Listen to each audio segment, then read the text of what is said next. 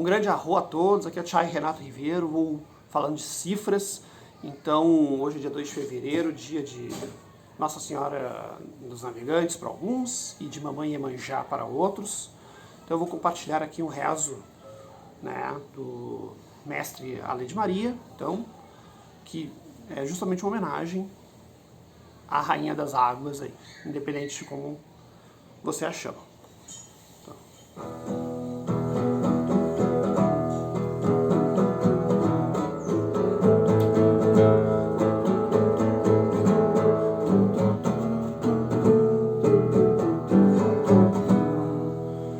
Reza na Santa Fogueira, reza no altar do fogo, na ciranda dos ciganos, nos tambores dos caboclos, rezo para a luz de Deus abençoar o nosso povo. Salve o povo de Aruanda, salve o Papai Oxalá, 7 linhas da Umbanda, 7 cores no altar. Dia 2 de fevereiro, salve a Rainha do Mar.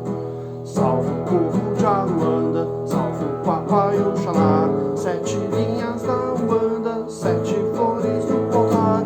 Dia 2 de fevereiro, salve a Rainha do Mar.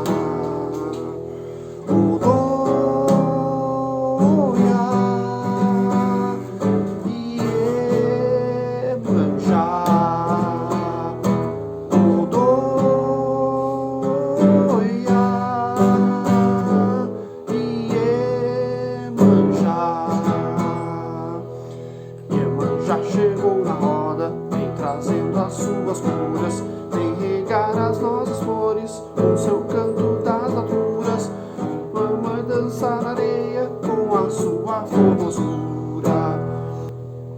Minha mãe, minha rainha, protetora da floresta, é no mar, onda traz, onda leva. Ó divina mãe das águas, abençoe a nossa reza.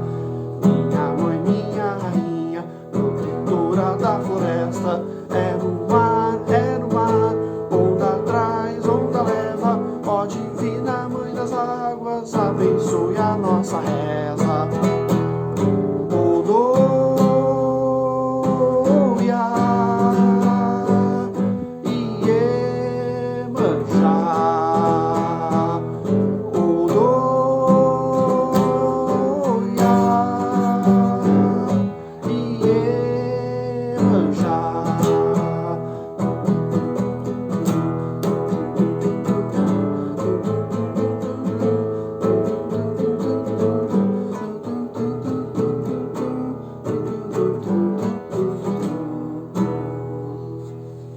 Arro!